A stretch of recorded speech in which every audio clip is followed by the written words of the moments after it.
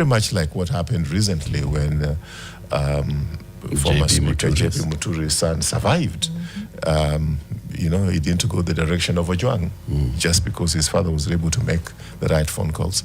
So sometimes it's important that my generation of people tell you what happened.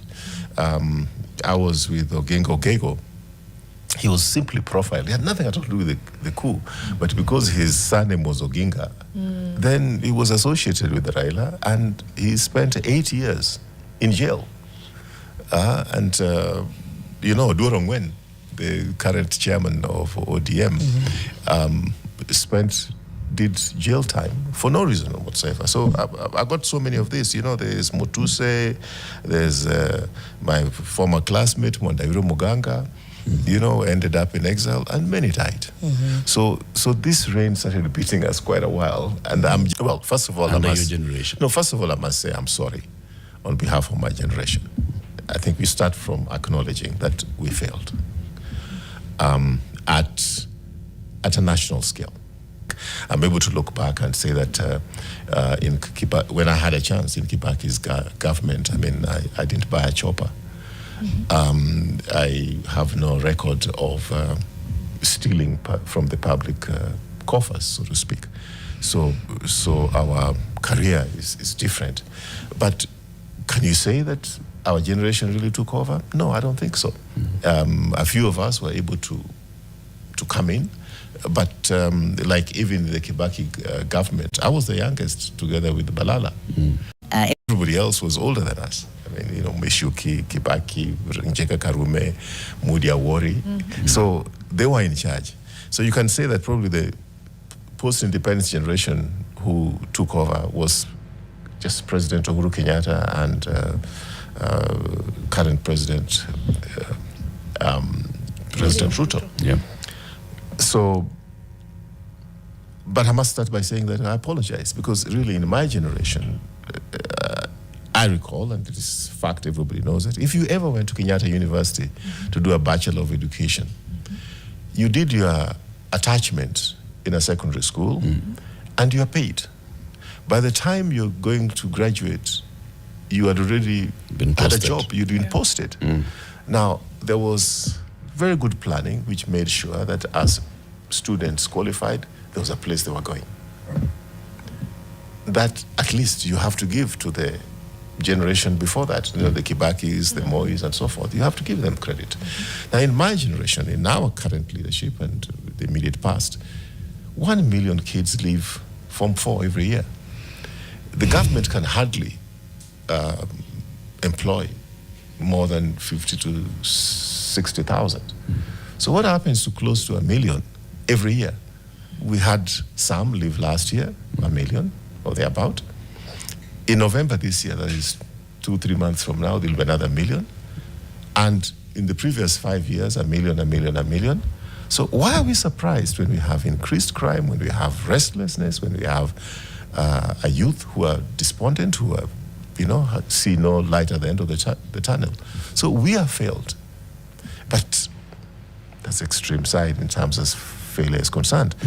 I keep on saying that, you know, our best days are still to come. So we can still solve these problems. Most important political leaders today we have in the country, what is the source of their power? Tribal base. Tribe. Precisely. That's how we mobilize. I don't want to make statements that will make some of my friends in the political arena a little bit angry, because I don't think it is useful. But I think that as a country, we ought to be honest enough to realize that we are on that path. And one of the reasons why I'm very passionate about it is that, again, as a former journalist, I covered the strife, civil strife in Rwanda. 800,000 people died in just a matter of weeks. Everywhere else, you know, some of the places I covered, whether it was Ethiopia, because I covered the Ethiopia-Eritrea war, it was ethnic. I covered the war in Mozambique. I mean, you would say Renamo and I don't know, you know, MPA, you know, whichever parties were there. It was ethnic-based. I covered Liberia. I covered South Sudan. And just to give you the example of South Sudan, I mean, South Sudan fought for their independence for 50 years. 1.5 million people died in that struggle for 50 years. It was an average death of 30,000 per year. But fast forward, between 2013 and 2018, in 5 years, in that civil strife in South Sudan, which is ethnic-based, 400,000 people are killed, which means that 80,000 per year, which is double the number of people who are dying or who are killed in the clamor for independence. Wow. So that's how stupid this ethnic mobilization gets. Yeah.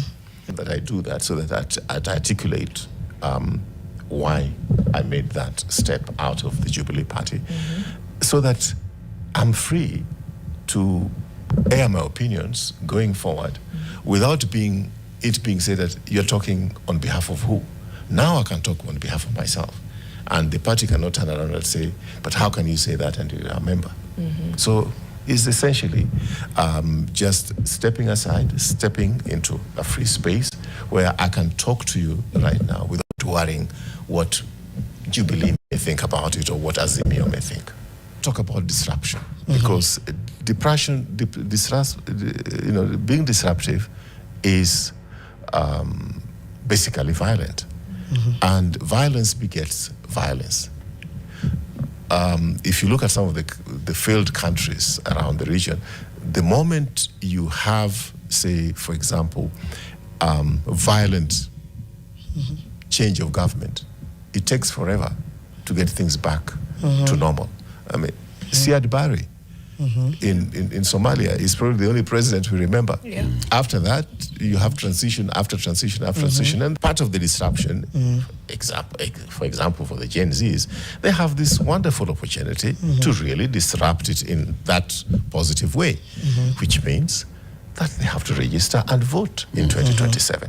Because in 2022, 7 million guys did not vote. Yep.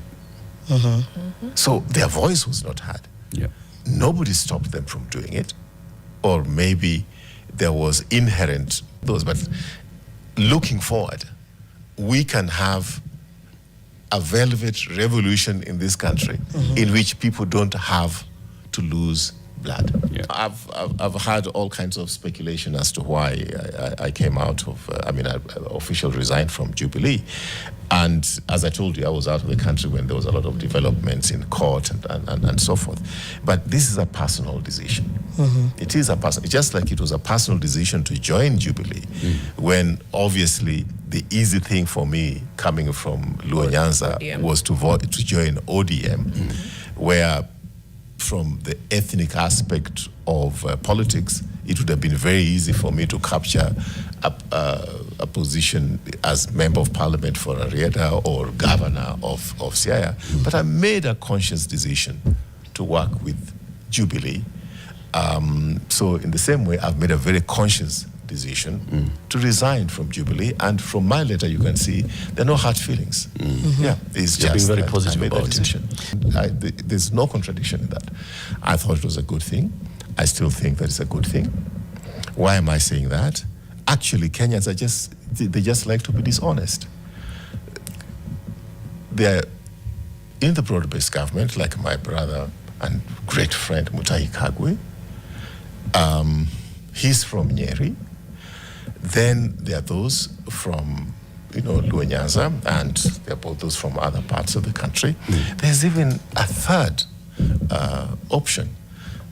There's those in the broad-based, there are those in one term, and there are those who are hybrid. In a move that has sparked conversations across Kenya's political circles, Raphael Tuju has firmly ruled out joining President William Ruto's government.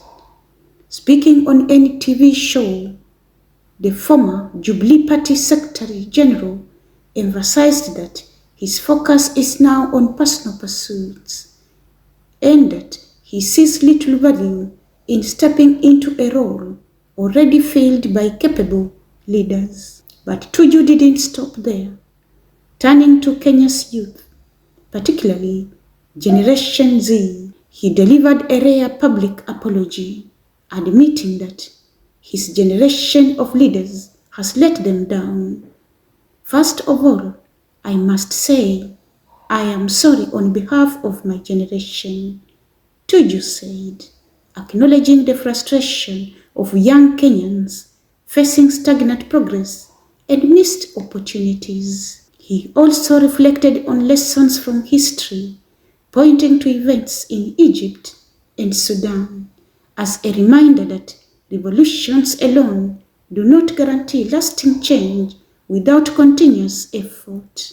Tuju's words have struck a chord, reminding both leaders and citizens alike that accountability and reflection remain crucial in shaping Kenya's future. Follow us on all our platforms for real-time updates, in-depth analysis, and bold discussions that matter. From all of us here at Sauti Mzalendo TV, stay safe, stay engaged, and keep the conversation going. Until next time, keep believing in a better, stronger nation.